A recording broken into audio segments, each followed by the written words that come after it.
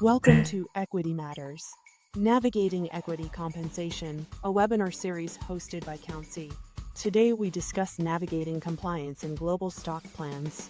Today's guests are Neider, Growth Lead Equity Outsourcing at Countsy; Maor Levran, co-founder and CEO at Slice Global; and Carine Schneider, founding partner at Compass Strategic Advisors, who will be the moderator for this discussion.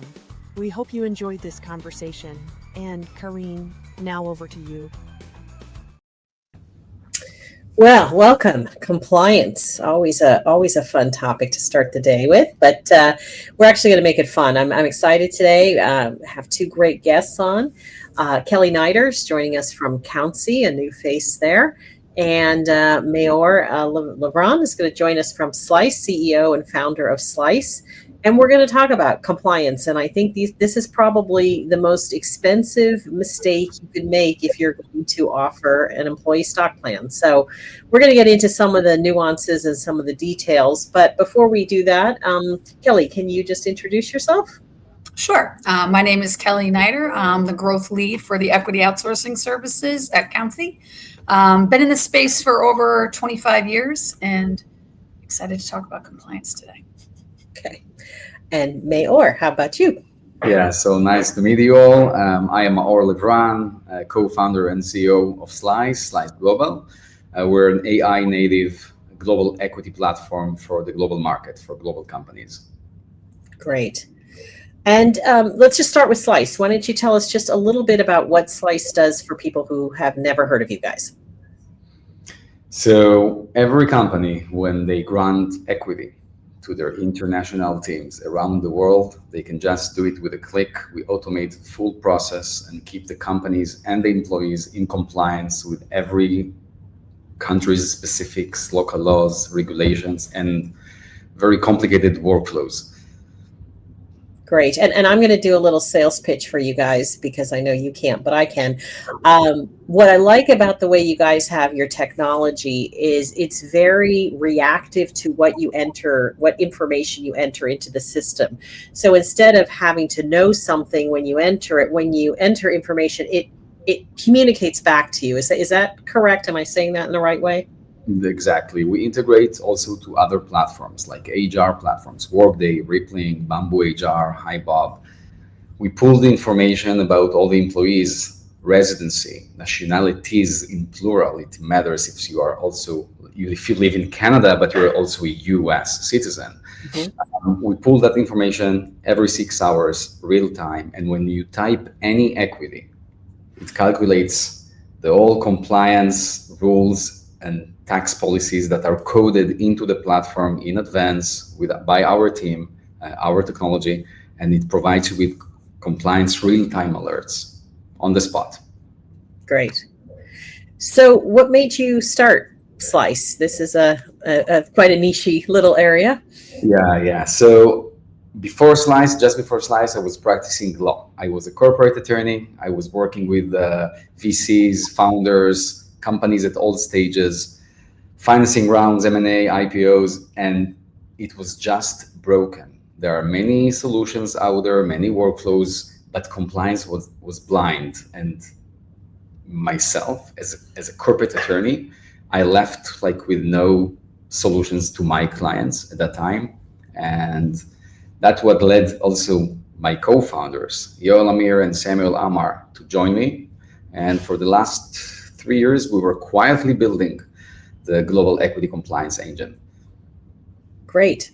And now anybody can use it, right? This is available worldwide. Is that correct? It is available worldwide. We have customers from many jurisdictions around the world: UK, Australia, Israel, Canada, US, Switzerland, Germany. It can be just available to any company. It doesn't matter where the company's headquarters is. It is adjusted to the country's specifics, compliance, and workflows. Got it. Okay. Well, let's start with tough stories because people always learn from other people's mistakes.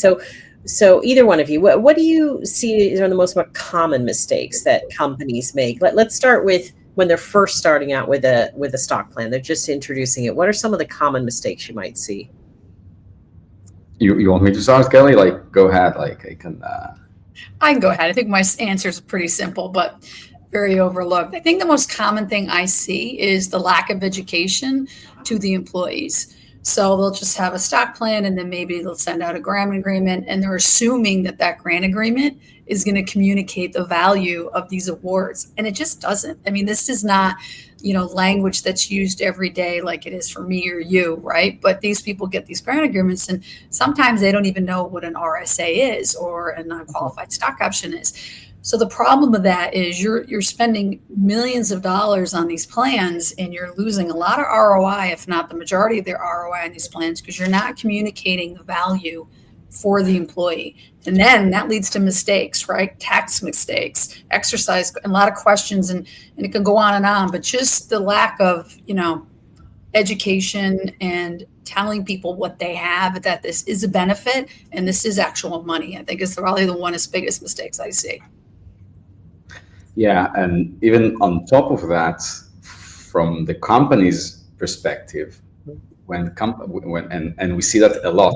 Actually, I can pretty much sure to say that 100% of companies onboarding on Slice platform, they're amazed to find pitfalls that they made years backwards, and the most common mistakes are not knowing that employees are employees, or EOR through EOR employees, employer of records, like Deal, Papaya Global, Remote, not knowing that that person has dual nationalities, not knowing that in that specific country, upon grant, there is a tax event, not knowing that upon grant, there is social contributions that the company needs to withhold. It's like they are just granting equity, and there is something like I'm hearing all the time, but I just granted non-qualified. I was told that it's okay just to grant non-qualified options around the world, and it is okay, not so not. It's company has a lot of items to check before they grant the equity, and when they realize that they made that mistake years backwards, and they're right before a liquidity event, even if it's secondary sale, a big financing round, combining a secondary sale, M&A or IPO, then it starts to be a bit messy. Yeah. And costly. Yeah. I when I was a partner at PwC, we sit down with companies all the time and they would have their blinders on, mostly American clients, some European clients, where they just thought about what was happening in their own country. And they just thought they could blindly go grant stock options around the world. And I remember talking to somebody and I said, they said, well, tax time's coming up. I've got to send tax notices out around the world. And I said, do you realize that April 15th is only really a tax day in the United States? Other countries do it differently. And they're like, really? Not everybody has to file a tax return? And I said, in some countries, you don't file a tax return. The tax you pay is the tax you pay. So I think the internationalization of these plans and the knowledge that some people who run these plans have is not very deep to understand that things are done differently in different countries. So maybe can you each tell me a case study or a story of a client that you've worked with that really got themselves into some trouble, and maybe don't say the name of the company, but a little bit more specific about some mistakes they made. Maybe Kelly, if you want to go first. Sure. I won't say the name. I knew of a company some time ago where they decided not to file any filings or tax forms and just let's see how it goes. And they got caught and they had to spend, $40 million in fines. So I think what happens is a lot of times people will let's just do this and see what happens, thinking that if they get caught, they'll pay a fine. But because they're delaying this and they're not doing it when they're supposed to, they're not only paying fines, but they're probably paying legal fees and penalties and everything on top of that. So you think you're going to pay X today, you're going to pay 10 times X later on. So putting that stuff off happens, and it can be an absolute disaster. So in this case, the company made a conscious decision. They weren't going to do that. That was their strategy. Correct. Okay. All right. Interesting. Okay. How about you, Maor? Wow. Okay. So first of all, I will not share names, but you can definitely go out after to our website, and I'm not trying to commercialize my website now, the company's website, and to see the stories with the real companies' names. Mm-hmm. But two huge mistakes that I think that I can share here. One, company granted equity to the entire team. A US company granted equity to the entire team in Canada. And the Canadians are already sophisticated, and they are well aware of their tax benefits, which are pretty great in Canada. But in order to comply with those tax 50% discount taxes in Canada, the company needs also to comply with some workflows and equity approvals, make sure that the T4 doesn't mention anything about EOR employees, or even if you hire them directly, make sure that the PEO, that the processor of the payroll that you're using, is not acting also as an EOR. We caught that, and we saved $1.2 million in an M&A transaction. That rumor spread out among all the board's members, and that led to a huge wave of companies that started to be aware what they should be aware of when they grant equity overseas. Another major pitfall that we found also on our platform, a company, unicorn company, onboarded, and there were many bubbles, red bubbles, about all the UK employees of the company. And the company figured out that their assets value in the financial statements crossed 30 million pounds. And from that moment, which was 18 months before they figured that out, they were already, their EMI plan was void. So they needed to go to all the employees and tell them that instead of 10% taxes, they will pay 50% taxes. Mm-hmm. So they grossed up, and they granted a huge amount of equity to gross up that loss. Wow. And it took them 6 months to think how to communicate that also. So it's a bad reputation, monetary damage, and it could easily be avoided. And I have tons of that. I have another time for another one or not? Yes, go ahead. And another one, which was really just a technical glitch. When a company onboarded on the platform, and it was an alert that there's a missing grant date. Now, grant date in the US, you all know that it's the board approval. It is the grant date. From the grant date, 409A should be valid and approved, and everything should be correct. Right. The company realized that they forgot, because there is a missing grant date, they just forgot to grant the equity actually granted by the board 2.5 years ago. The 409A was multiplied by 13 during that time. It's a unicorn big company. It's a huge loss for the company that needed to gross up that amount to the employees. It's just technical, but it's compliance. That's exactly what compliance means in every country. But yeah. I think even little things too, like these are big stories, but I see little things like, talking to private companies, and they're like, I'm going to award this, or I'm just going to do this, or I'm just going to get a plan doc. Maybe it's an LLC and they want to do PIUs. I'm just going to download a plan doc from the internet. I'm like, no, please don't do that. Like, there's times when you have to consult with an expert, right? I always say you don't go to the general practitioner for knee surgery, but they're issuing awards that they really shouldn't be, or they're issuing this award, or they make up awards. I've actually seen that where, they will make up an award, and in your head, it's like, wow, that's if a non-qual and an RSA, had a baby. It's like, you can't make these awards up. There's tax consequences. There's rules behind this stuff. So, reaching out to someone who may know a little bit more tends to be the best idea, because unwinding it will be an absolute nightmare. Yeah, and that's a good point, Kelly. Talk a little bit about why outsourcing your plan helps with some of these issues, because I think a lot of people out there are managing their own plans, and they're doing 10 other things at the same time. Why is this important to have a professional do it? Right. Absolutely. Because, and again, we do this at Countsy too, right? We outsource the back office and, the equity administration. It really comes down to you're utilizing a expert in this space. Most of them are certified equity professionals, which have trainings and take classes and get educated in the space. They're a dedicated resource. They're going to know what questions to ask to look for issues. I mean, how many plan administrators have we talked to over the years, and they didn't go to college to become a stock plan administrator, right? It's something they've inherited. So when you inherit this, you learn by doing, and that's not always the best, and it leads to a lot of mistakes and a lot of errors. So the good thing about outsourcing is you have a plan expert.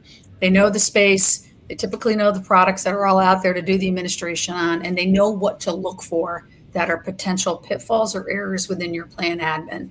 And it's a dedicated resource. This is all they're doing all day long and everything. They don't have 5 different hats like the rest of the world, doing multiple jobs. So it's that core focus and dedication that just makes it much more efficient. So kind of combining outsourcing and a product like Slice, I think, like in the example, Maor, you were giving about they forgot the grant to grant it. I'm assuming it didn't get in the board minutes. It was just an oversight. Someone forgot to say, hey, some lawyer probably forgot to put it in there. And then, someone went ahead in the system and granted these things, but never checked that the board minutes had been done. So the system checked it. But, back to your situation, Kelly, I think that's where I see outsourcing really valuable. I know I sit on a number of boards, and I'm like the first one to go, excuse me, the minutes don't show the stock options that were granted during the last meeting, and they're always like, oh yeah. And I'm like, no, that's important, but that's because it's my business. But I think many boards don't have people like that who are worried about it, so I get it. So let's talk about the cost. So for many companies, this is a financial decision. Do I license software? Do I spend time and money on lawyers or tax advisors or something? Let's talk a little bit about that. I have had companies say to me, well, I'll just kind of wait and see. I'm just going to go ahead and do what I want, and then later I'll figure out if there's a problem. So, what's your thought on that in terms of costs, but also working in different countries? When you start to adopt that kind of attitude, what does that do? How does that bleed into other things? So first of all, I want to say to all those finance teams out there that try to save money, and it's funny because they're trying to save for their own purposes, there are so many solutions that they approve as the finance people in the company to all the other departments, but they're missing that they're not protecting their own peace of mind and their own equity gold stack. And the cost of fixing any pitfall, any glitch in equity afterwards, it's much times more expensive than preventing that. You can ignore, and by the way, not every pitfall should be a disaster, and some can be, can be swiped a bit and can be managed. But yes, be aware that upon a liquidity event, upon an exercise, even secondary sale of any of your employee, you will find yourself compensating the employee, getting a bad reputation, and also facing monetary damages of even $1.2 million for one single case, as I just told you before. And it's out there, and I understand those smaller companies that don't have the resources maybe to handle anything, and also for that I have solution. We can talk also about it after, but definitely don't overlook compliance. It's just the same as you don't need to overlook cybersecurity attacks. That's the same thing that I'm really trying to explain in finance, and I'm glad that it starts to be very, like, it starts to be the norm, that the new finance, the new CFOs are paying a lot of attention to that. Yeah. Also peace of mind too. I mean, go ahead, Kelly. Obviously, it's peace of mind as well. I mean, to Maor's point, it's going to be so much costly later if something goes wrong. But there's value to the spend to have the peace of mind that knowing it's being done correctly. There's enough to worry about, internally within the organization when this can be very easily adjusted and fixed. Yeah. Look at the eyes of your employees and your contractors. That's what you promised them. So why not making that correct and give them what they should get? It's also another thing. Yeah. And let's talk a little bit about making them whole, because I was involved in a situation like that many years ago, and we had to make the employees whole. Problem is, that's a taxable event for the employee. So where we had to kind of back into the numbers. So let's say you owe the employee $10,000, but now they are getting $10,000 extra dollars from their employer. So really that's, let's say, $7,000 extra dollars, because $3,000 has to go to tax. So now they're really upset because they're saying, well, you're trying to make me whole, but I now have more tax to pay. How have you handled that in the past? What have you seen companies doing? So I saw companies doing that even recently. They grossed up it even more. Like the company needed to pay much more, that the actual amount will compensate the amount that the employee lost. Right. So in my example, they probably grossed up and paid $13,000 to accommodate that $3,000 in tax. So in the end, the person would end up with $10,000. Exactly. Yes. And the company will end up with paying more.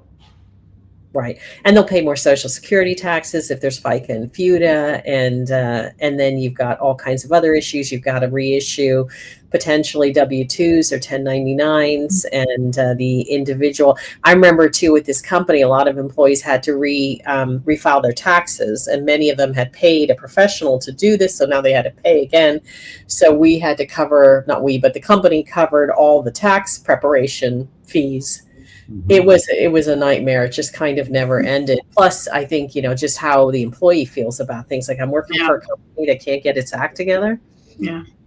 Now think about pitfalls that happens with ISOs, with a split of ISO NSO. So a portion is subject to the W-2 and a portion is on the employee's own tax returns. And then you file it, and then it was a mistake, but it was after the filings. The money that the company will spend afterwards to fix it, it's much more on top of the complexities and the really inconvenience for everyone. Yeah.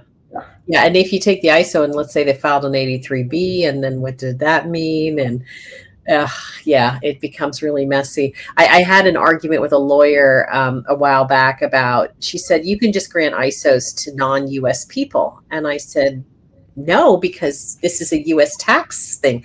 She's like, no, everybody gets an ISO. And I'm like, it really doesn't work that way. And I thought, here's a lawyer telling me this, and I'm not trying to throw lawyers under the bus, but I guess these are the types of things that you really need to know what you're doing, because I guess for the non-U.S. people, it wouldn't have mattered. But let's say you made a mistake with these non-U.S. people, you could disqualify the entire ISO treatment for all the Americans, which really would be upsetting. Yeah. So let's talk about, a small company, whether they're public or private. I mean, some companies are just, smaller. I'm on the board of a company that's quite small, and our finance team is very small, and I'm constantly trying to help them with kind of the stock plan side of things. What kind of tools do you think people should use? I mean, obviously you would say Slice, and Kelly, obviously you would say outsource and use somebody like Countsy, but do you have any other recommendations of tools out there that you've used, or organizations that you think people should join? Things that you could help that person listening right now who's like, look, I'm just doing this by myself and I don't really get a lot of support and help. What would you recommend? I think the NASPP is a very good site. You can go on there. It's the National Association of Stock Plan Professionals. Say that 5 times fast. I still go on there. I just think it's a great resource for people who are really on their own doing this, because you do have a lot of people who have been in this space for many, many years. There's lawyers on there. There's firms like myself. There's software vendors out there. They're not going to solicit you. That's a big no-no on that site, which I think is excellent. But there's tons of blogs and posts. I did a search for something the other day, and I found a bunch of really great articles, and people can do discussions and network. And I think that's a very good resource for people to get some help. And I'm curious, how accurate do you think the answers are on the discussion board? I haven't really audited that myself, but I always worry when I see people asking technical questions that, answers are coming fast and furious, and I'm just curious what you guys think. Sometimes they are and sometimes they're not, but I tend to find in the blog section, I look to see who posts those. And if I know who they are, I know it's legit, or I know it's a good resource.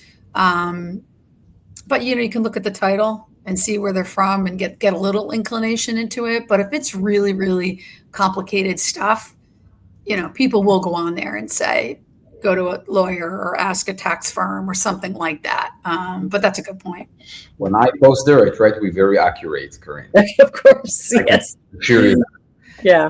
But it's funny that you're asking that question, because 2 weeks ago, exactly, I had a conversation with a small company that really wanted to start with Slice. And I actually recommended them that's not the time. It's okay. You can postpone that. So if I am a new startup and I want to recommend people also to do that, like not Slice, like if I were a new startup, first of all, I was contacting those outsourced stock administrations. They should have programs for those small companies. Mm-hmm. They know exactly what they need to ask. They know exactly what they need to ask you in order to prevent those mistakes and to guide you and hold your hands. It's okay to wait with the technology a bit more. A very important thing that I want to say. You can also provide equity and promise equity to your initial team and not grant it yet, especially when you're still a very small startup. Your exercise price, which will link to your 409A valuation, will still remain very low for a while until your price round. It's okay to promise that with a legal description, you will get equity, which represent X% of the company as of today. And it will be subject to the documentations and to the law and many other strings attached that we as a company, we will find out once we will need to grant that equity. It's being transparent with the team, with the employees. It's okay to decide not to put a lot of money now in technology and to consult with the right people. It's okay. Just don't grant it. Just don't do it now. Just don't do it in the wrong way. It's better to postpone it and to just share your expectations according, of course, with the right wording. Again, as an attorney, I can say that. Yeah. Wording solves a lot of problem here as well. Yeah.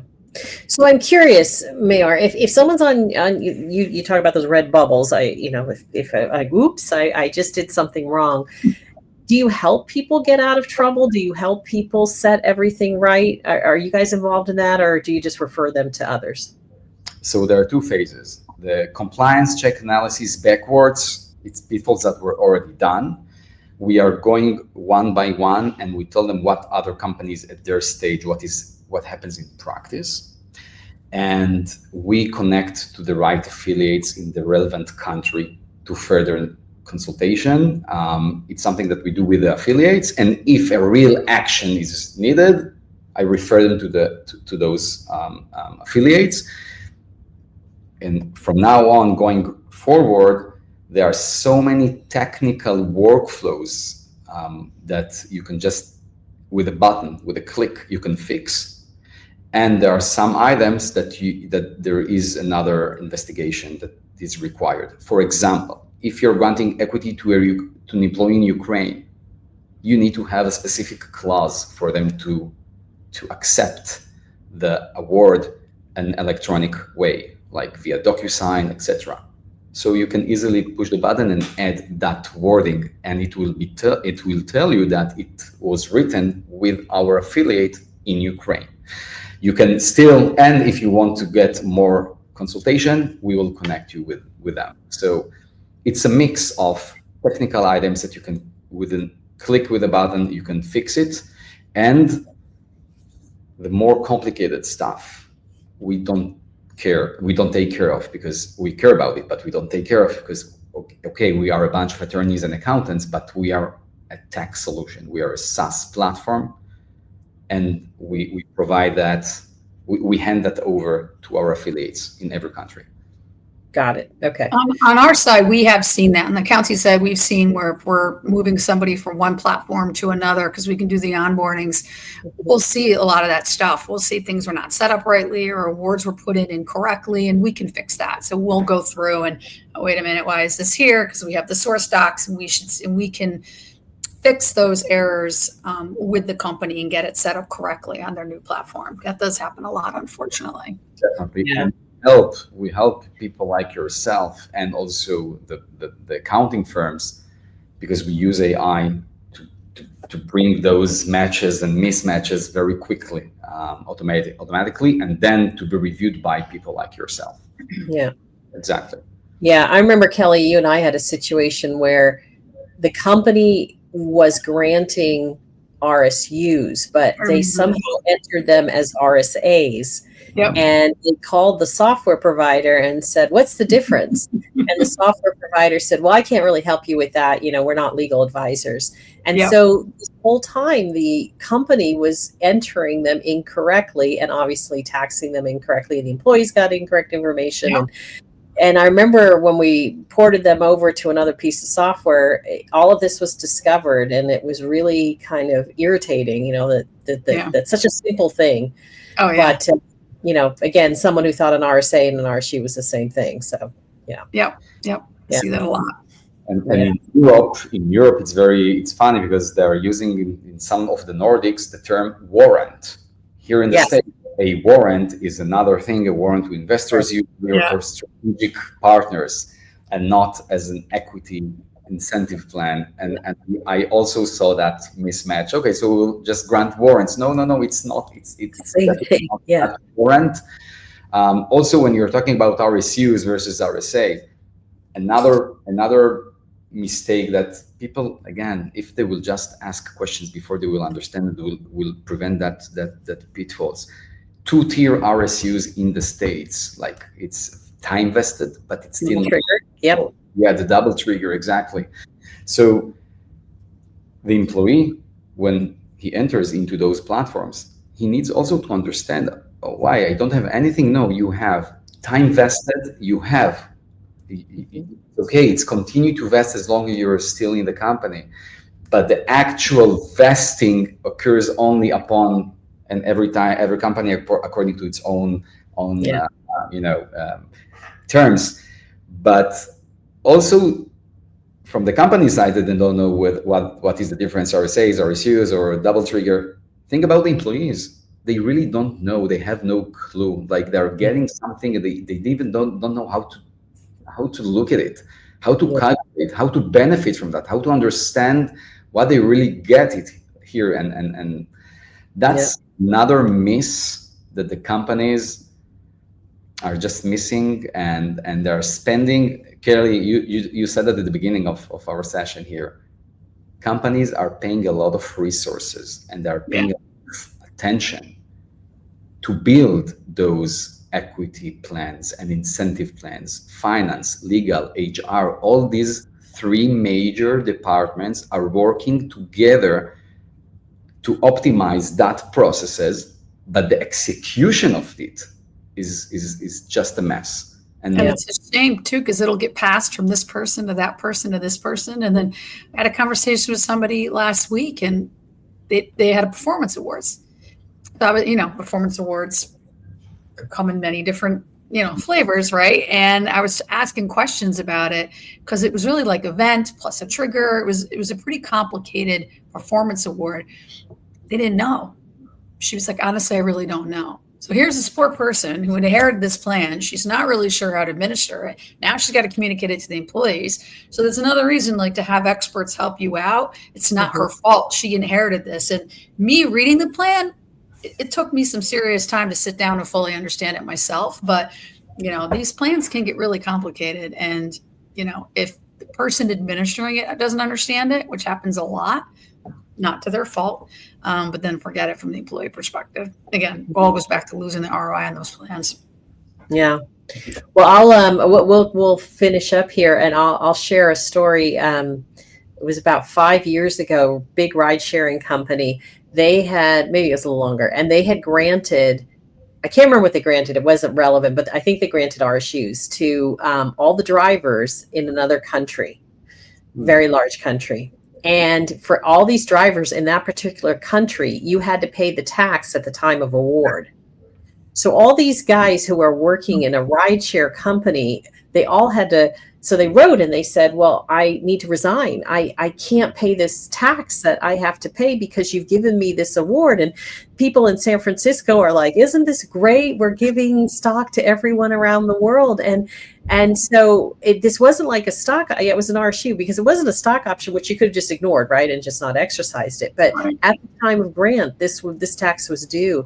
And so I remember talking to somebody at the company and they said, yeah, everybody's just resigning in that, like we're losing all our drivers. And I'm like, this is not just, a little fine or a little interest or where you didn't do our compliance right. This is impacting our company at the highest level. So sometimes people don't realize what we do in the stock plan world really can have an impact on a company and how they run. This is the big deal. So. Well, let me close up with any last thoughts you might want to share, Kelly. Any last things as we close out here on this wonderful topic of compliance?